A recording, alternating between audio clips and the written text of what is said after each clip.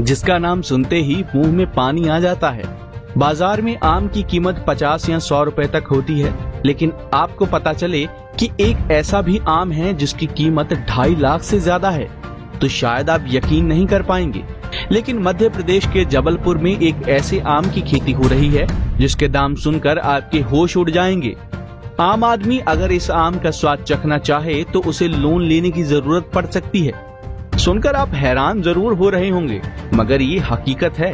जबलपुर के इस बगीचे में जो आम है उसकी कीमत 2,70,000 रुपए है। मतलब एक आम खाने के लिए आपको 2,70,000 रुपए चुकाने होंगे। इंटरनेट पर इस आम की कीमत 1 से 2 लाख के बीच में बताई गई है। भारत में जापानी आम की खेती और कहीं नहीं होती है। जापानी आम को तमागो के नाम से जाना जाता है। अंतर्राष्ट्रीय बाजार में इसकी खूब मांग है। जापानी भाषा में तायोनो तमागो के नाम से इसे जाना जाता है। भारत में आमों की अलग अलग किस्में पाई जाती हैं, जिनमें दशहरी, तोतापुरी, लंगड़ा आम, देसी आम, हापुस सहित कई किस्मों के आमों की प्रजातियां पाई जाती हैं। यही वजह है कि भारत के आमों की चर्चा विदेशों में होती है। भारत में हापुस अल्फासो आम देश का सबसे महंगा आम माना जाता है। वहीं विश्व का सबसे महंगा आम जापान का तामागो है। जबलपुर के चरगवा में रहने वाले संकल्प परिहार इस आम को अपने बगीचों में उगा रहे हैं। संकल्प परिहार ने अपने 4 एकड़ के बगीचे में 14 अलग अलग किस्म के आमों को लगाया है और इसके अलावा तमागो आम के 52 पेड़ लगाए हैं। जाता है और ये ईश्वर की बहुत बड़ी कृपा है कि हमारे यहाँ पर ये ओपन एनवायरनमेंट में बहुत अच्छे से फल फूल रहे हैं। ना सिर्फ इन बच्चों की ग्रोथ, इन प्लांट्स की ग्रोथ, बल्कि इनके फलों का साइज़, फलों का आकार, फलों का कलर इस किसी भी देश से कंपेयर करने के लिए यहाँ पर कमी नहीं है हमारे शहर में। सेकेंडली ये कहा जाता है इस आम के बारे में कि ये विश्व का सबसे महंगा आम, वर्ल्ड मोस्ट एक्सपेंसिव मैंगो। क्या एक्सपेंसेस हो गए? लास्ट ईयर जो सर्च करी थी हम लोगों ने गूगल इंजन में, उससे हमको जानकारी प्राप्त हुई थी कि लास्ट ईयर इसकी कीमत नीलामी में 2,70,000 रुपये पर पीस की गई थी। अभी हालांकि हम लोगों ने जबलपुर में इसको बेचने का अभी नहीं सोचा है।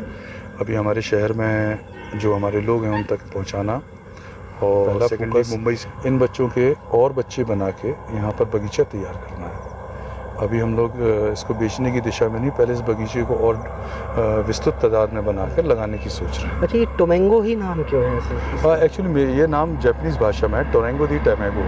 ये जापानीज़ पौधा है और बच्चा है और वहाँ पर इसका नाम टोरेंगो दी टैमेगो कहा जाता है और इसके फ्रूट को एग ऑफ द सन के नाम से भी जाना जाता है, चूँकि ये बहुत ही खूबसूरत होता है, लालिमा लिए हुए रहता है। जब इसको आप देखेंगे तो यूँ लगेगा जैसे वाकई में कि खूबसूरती, बेपनाह खूबसूरती लिए हुआ फल है ये।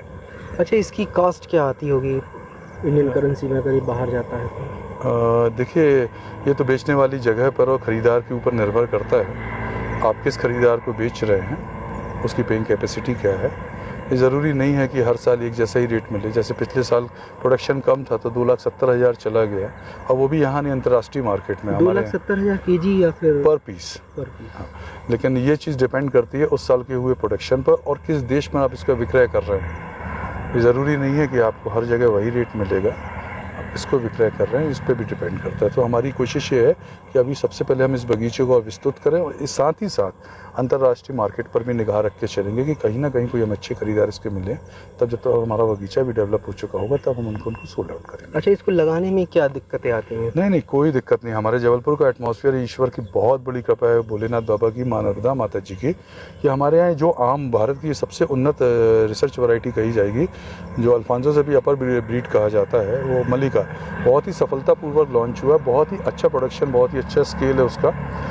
और यहाँ पर विश्व का जो सबसे महंगा आम है उसने भी किसी भी किस्म से कोई भी परेशानी बिल्कुल नहीं हुई। नहीं, जैसा भी आप बता रहे कि जापान में उसको पॉलिश में उगाया जाता है, यहाँ पे तो वही अचंभे वाली बात है कि जो चीज़ एक सुरक्षित वातावरण में उगा के उसका प्रोडक्शन किया जा रहा है। यहाँ पर ईश्वर की अपार कृपा है, नर्मदा माई की अपार कृपा है कि वहाँ का पानी पर ये बच्चे बहुत ही अच्छा एक सफलतापूर्वक कहेंगे कि अपना प्रदर्शन कर रहे हैं।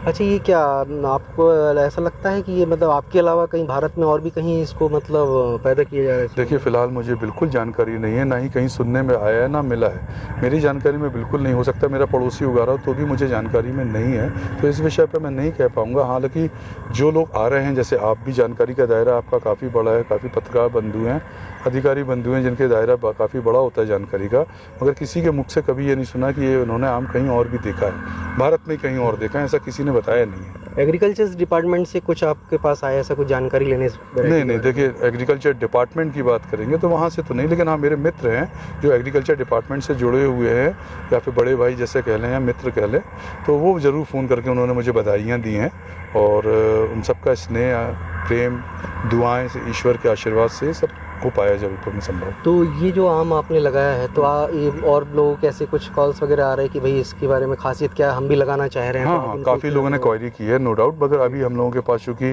काफ़ी सीमित मात्रा में बच्चे उपलब्ध हैं, ये 52 बच्चे ही हमारे पास ये हैं, तो इन बच्चों से अभी हम और बच्चे तैयार करके फ़िलहाल हमारा पूरा फोकस अपने बगीचे को और विस्तृत रूप देना है। आने वाला भविष्य निश्चय ही इन बच्चों का है, क्योंकि आने वाले भविष्य की यदि हम आज तैयारी कर लेते हैं तो हमारे जबलपुर शहर का नाम अंतर्राष्ट्रीय स्तर पर निश्चित ही मालिक की कृपा से जरूर होगा। पहला जब ये इसमें आम आता है तो सबसे पहले आप मेरी अपनी क्षमता एक बच्चे को बड़ा करके उसमें फल लगाने की नहीं है भैया। विश्वास रखें कि ईश्वरीय शक्ति जैसे हाथ पकड़ कर चल रही हो, आपका सर पर हाथ रख के चल रही हो, मैं रोज़ महसूस करता हूँ, क्योंकि मेरे लिए संभव नहीं था कि इतने बच्चों को यहाँ बड़ा करना और फल लगाना। बहुत सारी परेशानियों का सामना करना पड़ता है, मगर वो शक्ति जो आपके सर पर हाथ रखी उन सारी चीज़ों से आपको बचा लेती है। ये मैंने प्रत्यक्ष रूप से, प्रमाणित रूप से देखा हूँ, महसूस किया हूँ और रोज करता हूँ, आज भी कर रहा हूँ। बता दें कि जबलपुर में उगाए जा रहे जापानी आम की ख्याति देश भर में फैल गई है, लेकिन उद्यानिकी विभाग ने अभी तक संकल्प परिहार के आम के बगीचे की ओर ध्यान नहीं दिया है। उद्यानिकी विभाग अगर इस ओर ध्यान दे दे तो अन्य किसान भी जापानी आम की खेती कर लाभ ले सकते हैं। पंजाब केसरी के लिए जबलपुर से विवेक तिवारी की रिपोर्ट। हमसे जुड़े रहने के लिए हमारे YouTube चैनल को सब्सक्राइब करें और नई वीडियो की नोटिफिकेशन के लिए बेल आइकॉन को दबाएं।